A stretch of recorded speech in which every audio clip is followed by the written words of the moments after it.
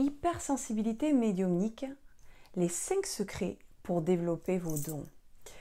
Bonjour à toutes, bonjour à tous et bienvenue dans cette nouvelle vidéo. Je suis ravie de vous retrouver.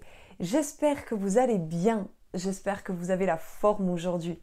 Alors pour ceux qui ne me connaissent pas, bienvenue sur ma chaîne. Je suis Mélanie, je suis coach en développement personnel et experte en hypersensibilité pour vous aider à transformer cette sensibilité en super pouvoir pour que vous puissiez devenir, comme j'aime le dire, le super-héros de votre vie, c'est-à-dire une personne confiante en elle, épanouie, inspirante et surtout qui s'aime avant tout pour elle-même. Et aujourd'hui, dans cette nouvelle vidéo, nous poursuivons la playlist sur la découverte des différentes pratiques du monde invisible. Et aujourd'hui, ce sera la radiesthésie, c'est-à-dire le pendule. Je sais que de nombreuses personnes sont très confuses et manquent cruellement de confiance en elles pour développer leurs dons. Elles ne savent pas par quel bout commencer, par où commencer, comment s'y prendre. Et c'est ce que nous allons voir aujourd'hui dans cette nouvelle vidéo. Elle sera distribuée en 2 petites parties, une partie théorique et une partie pratique. Allez, c'est parti. La première partie théorique, la première clé que je voudrais vous transmettre, c'est la définition de la radiesthésie.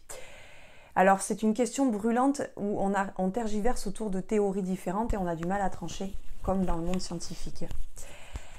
Alors, imaginez la radiesthésie comme un radar qui recherche des sources souterraines. Et la première théorie, ce serait que le radiesthésiste émanerait des ondes de la même longueur d'onde que l'objet recherché. Je vous rappelle, l'objet recherché peut être une personne disparue, donc un être humain, ok ?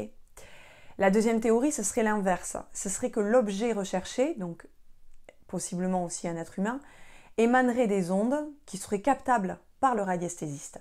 Et donc, le support, c'est-à-dire le pendule, ne ferait qu'augmenter ce message-là. La deuxième clé de cette partie, ce sera les différentes applications que vous pouvez utiliser avec la radiesthésie grâce à la radiesthésie. On n'en verra que 3. La première, ce sera la détection de l'eau potable. La deuxième, c'est détecter des lieux sacrés, des sites anciens, ce qui est moins connu grâce à la radiesthésie. Et la troisième, ce qui est connu, de retrouver des personnes disparues. La troisième clé, mais avant tout, si ce n'est pas déjà fait, je vous invite à cliquer sur le rectangle rouge s'abonner. Également, mettez-moi un petit pouce bleu et partagez cette vidéo en signe que vous appréciez le contenu de cette vidéo. La troisième clé, ça va être des risques d'éthique. La première chose, c'est de ne pas utiliser le pendule sur une personne non consentante et qui n'est pas au courant de ce que vous faites. Donc, on ne le fait pas sur des célébrités, on ne le fait pas sur son petit ami ou sa mère. D'accord ? La deuxième éthique, c'est le risque d'éthique, c'est le risque d'autosuggestion. C'est le désir fort et profond d'avoir tel type de réponse. Et ici, il y a donc la dernière clé, un gros travail sur vous, un gros engagement de votre part, de travail émotionnel de votre part. Des schémas, des conditionnements, des schémas répétitifs, des peurs et des croyances à faire, pour être clairvoyant sur vous, vos idées au clair, vos atteintes, vos objectifs, que tout soit au clair dans votre tête. Voilà, avant de... surtout si vous voulez développer un don sur vous-même et en plus, si vous voulez le faire sur les autres. Voilà. Et dans ces cas-là, je vous invite à remplir un sondage, le lien est en description et je vous ferai un bilan personnalisé offert.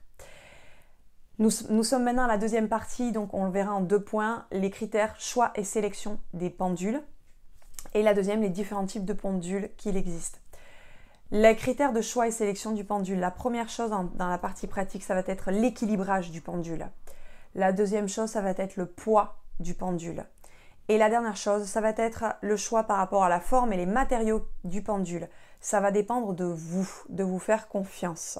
Votre intuition, écoutez votre petite voix intérieure. C'est le travail qu'on disait en amont qui est le plus difficile à faire.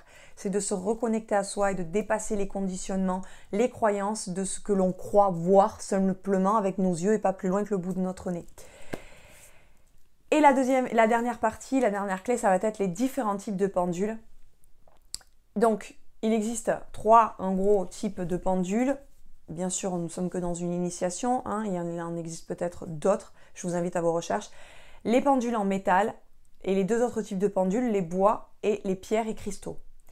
Le premier type de pendule, c'est-à-dire le métal, vous pouvez tout faire avec. Les 2 autres types, ce sera plus limité parce que vous allez travailler avec des énergies, soit des cristaux qui seront dessus ou soit du bois qui sera dessus. Voilà. Si vous souhaitez aller plus loin et savoir techniquement comment appliquer, comment faire confiance et développer vos capacités extrasensorielles, vos dons, dans ces cas-là, je vous invite à aller regarder cette vidéo.